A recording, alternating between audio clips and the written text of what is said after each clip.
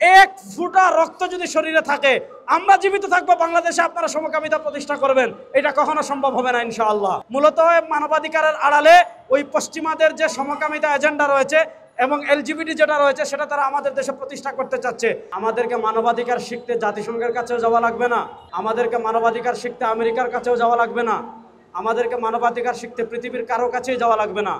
আমাদের কাছে আল্লাহর কোরআন রয়েছে, নবী করিম সাল্লাল্লাহু আলাইহি ওয়াসাল্লামের আদর্শ রয়েছে, আমরা সেখান থেকেই মানবাধিকার শিখতে পারবো, পৃথিবীর কারো কাছে আমাদের যাওয়ার কোনো প্রয়োজন নাই। 2 নম্বর, আমি যে কথা বলবো, জাতিসংঘে প্রায় 16 থেকে 18টা রাষ্ট্রে তারা জাতিসংঘের মানবাধিকার কার্যালয় খুলেছে।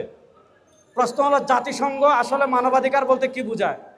জাতিসংঘ যেখানে মানবাধিকারের কার্যালয় খুলে সেখানে তারা সমকামিতাকে মানুষের মানবাধিকার মনে করে, সেখানে তারা এলজিবিটি বিকৃত যৌনাচারকে তারা মানবাধিকার মনে করে।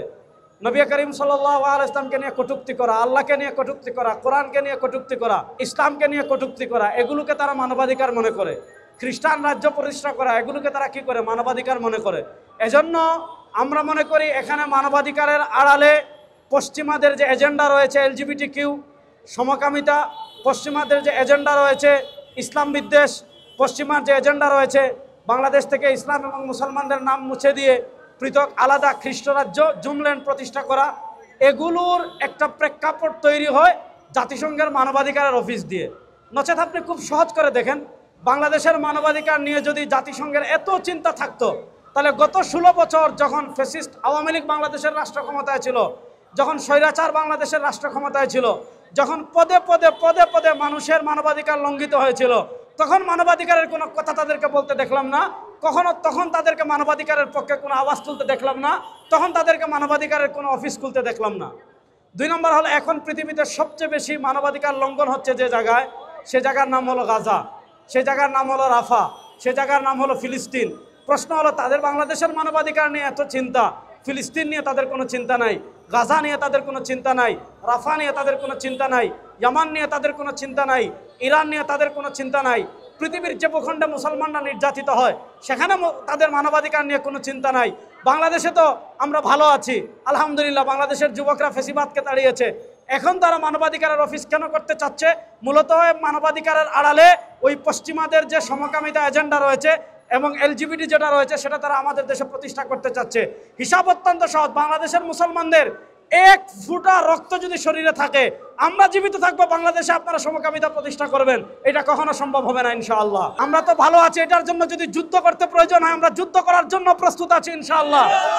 তারপরে আমরা বাংলাদেশের সমকামিতা প্রতিষ্ঠা হতে দেব না ইনশাআল্লাহ। সর্বশেষ আমি যেই কথা বলতে চাচ্ছি, আমরা আমাদের মানচিত্রকে অনেক ভালোবাসি, আমরা আমাদের দেশকে অনেক ভালোবাসি। অন্তর্বর্তীকালীন সরকারকে বাংলাদেশের রাষ্ট্র ক্ষমতায় দেওয়া হয়েছে সংস্কার করার জন্য।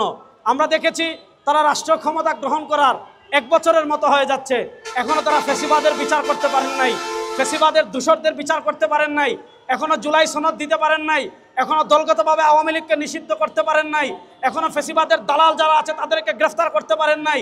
এখনো আমরা দেখেছি জুলাই সনদকে মানুষের আবেগ বলা হচ্ছে, এখনো আমরা দেখছি বাংলাদেশের মানুষের আবেগকে মব বলা হচ্ছে, এখনো আমরা দেখছি জুলাই শহীদদেরকে অবজ্ঞা করা হচ্ছে, জুলাইয়ের গণ অভ্যুত্থানকে অবজ্ঞা করা হচ্ছে। অন্তর্বর্তীকালীন সরকারকে আমরা অনুরোধ করব, আপনার প্রয়োজনীয় রাষ্ট্র সংস্কার করেন, সেটার পক্ষে আমরা আছি, সেটার সমর্থন আমরা শুরু থেকে দিয়েছি, এখনো দিচ্ছি, সামনে দেব। কিন্তু সংস্কারের নামে যদি আপনারা সমকামিতাকে প্রতিষ্ঠা করতে চান, সংস্কারের নামে যদি আপনারা পার্বত্য চট্টগ্রাম নিয়ে কোনো ষড়যন্ত্র করেন, আপনাদের সাথে আমাদের কোনো সম্পর্ক থাকবে না। সুতরাং আমরা আমাদের সর্বোচ্চ দিয়ে, আপনারা দুর্নীতিবাদদের বিচার করেন, আপনাদের সাথে আমরা আছি। আপনারা যারা পতিত স্বৈরাচারের দালাল আছে তাদের বিচার করেন, আমরা আছি। আপনারা ফ্যাসিস্টদের বিচার করেন, আমরা আছি। ফ্যাসিস্টদের আমলে যারা রাষ্ট্রের হাজার হাজার কোটি টাকা বিদেশে পাচার করেছে তাদের বিচার করেন, তাদের আমরা পক্ষে আছি। বাংলাদেশে যারা গত 15 বছর ফ্যাসিবাদ দীর্ঘ হতে রাষ্ট্রের বিভিন্ন মেকানিজমে যারা অংশগ্রহণ করেছে, যারা ফ্যাসিবাদকে এই দেশে দীর্ঘ করেছে, তাদের বিরুদ্ধে আপনারা রুখে দাঁড়ান, মৌলিক সংস্কার করেন, আমরা আপনাদের সাথে থাকব। কিন্তু সংস্কারের নামে এদেশের মানুষের 92% মানুষের ধর্মীয় আবেগের বাইরে গিয়ে, মানুষের ধর্মীয় অনুভূতিকে আঘাত করবেন না, মানুষের ধর্মীয় অনুভূতির বাইরে গিয়ে কোনো কিছু বাস্তবায়ন করার চেষ্টা করবেন না।